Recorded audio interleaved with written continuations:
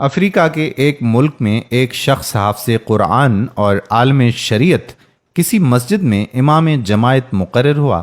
لوگ اس عالم کا بہت احترام کرتے تھے اور ہر شخص چاہتا تھا کہ اس عالم کو اپنے گھر دعوت میں بلائے، خصوصاً رمضان المبارک میں۔ اسی سبب ایک مقتدی نے رمضان المبارک میں ان کو افطار میں اپنے گھر بلایا۔ عالم نے دعوت قبول کر لی اور افطار کے وقت اس مقتدی کے گھر پہنچے اور وہاں ان کا بہت شاندار استقبال کیا گیا۔ افطار کے بعد عالم دین نے میزبان کے حق میں دعا کی اور واپس چل گئے۔ مقتدی کی زوجہ نے عالم کے جانے کے بعد مہمان خانہ کی صفائی ستھرائی کی تو اسے یاد آیا کہ اس نے کچھ رقم مہمان خانہ میں رکھی تھی، لیکن بہت تلاش کے باوجود وہ رقم اس عورت کو نہیں ملی، اور اس نے اپنے شوہر سے پوچھا کہ کیا تم نے وہ رقم لی ہے؟ شوہر نے جواب دیا کہ نہیں، اور پھر اس نے یہ بات شوہر کو بتا دی کہ مہمان کے علاوہ کوئی دوسرا فرد ہمارے گھر آیا ہی نہیں، اور ہمارا بچہ دوسرے کمرے میں تھا، اور جھولے میں رہنے والا اتنا چھوٹا بچہ چوری نہیں کر سکتا۔ بالآخر دونوں اس نتیجے پر پہنچے کہ رقم مہمان نے چوری کی ہے، اور یہ سوچتے ہوئے میزبان کے غم و غصے کی انتہا نہ رہی کہ ایسا کیسے ہو سکتا ہے کہ ہم نے اتنی عزت اور احترام کے ساتھ اپنے گھر بلایا اور انہوں نے یہ غلط کام کیا۔ اس شخص کو قوم کے لیے نمونہ عمل ہونا چاہیے تھا، نہ کہ چور ڈکیت۔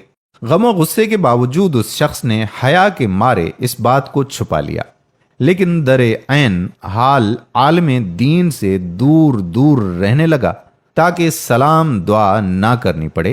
اسی طرح سال گزر گیا اور پھر رمضان المبارک آ گیا، اور لوگ پھر اسی خاص محبت اور جوش و خروش کے ساتھ عالم دین کو اپنے گھر میں افطار کے لیے بلانے لگے۔ اس شخص نے اپنی زوجہ سے کہا کہ ہمیں کیا کرنا چاہیے، مولانا صاحب کو گھر بلائیں یا نہیں؟ زوجہ نے کہا بلانا چاہیے، کیونکہ ممکن ہے مجبوری کے عالم میں انہوں نے وہ رقم اٹھائی ہو، ہم انہیں معاف کر دیتے ہیں تاکہ اللہ بھی ہمارے گناہ معاف کر دے۔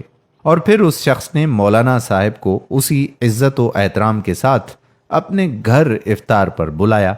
جب افطار وغیرہ سے فارغ ہو گئے تو میزبان نے مہمان سے کہا کہ جناب، آپ متوجہ ہوں گے کہ سال بھر سے آپ کے ساتھ میرا رویہ بدل گیا ہے۔ عالم دین نے جواب دیا ہاں، لیکن زیادہ مصروفیت کی وجہ سے میں تم سے اس کی وجہ معلوم نہ کر سکا۔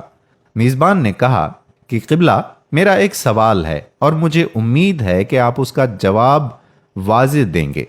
پچھلے سال رمضان المبارک میں میری زوجہ نے مہمان خانے میں کچھ رقم رکھی تھی اور پھر وہ رقم اٹھانا بھول گئی، اور آپ کے جانے کے بعد ڈھونڈنے کے باوجود وہ رقم ہمیں نہیں ملی۔ کیا رقم آپ نے لی تھی؟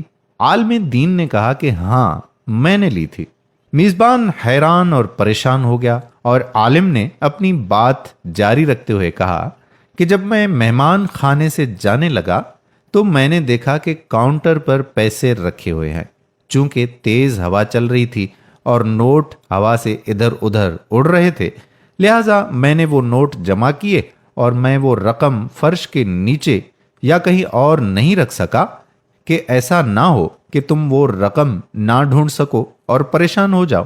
اس کے بعد عالم نے زور سے اپنا سر ہلایا اور اونچی آواز میں رونا شروع کر دیا، اور پھر میزبان کو مخاطب کر کے کہا کہ میں اس لیے نہیں رو رہا کہ تم نے مجھے چوری کا الزام لگایا، اگرچہ یہ بہت دردناک ہے، لیکن میں اس لیے گریہ کر رہا ہوں کہ 365 دن گزر گئے اور تم میں سے کسی نے قرآن کا ایک صفحہ بھی نہیں پڑھا، اور اگر تم قرآن کو ایک بار کھول کر دیکھ لیتے تو تمہیں رقم قرآن پاک کے غلاف میں رکھی ہوئی مل جاتی۔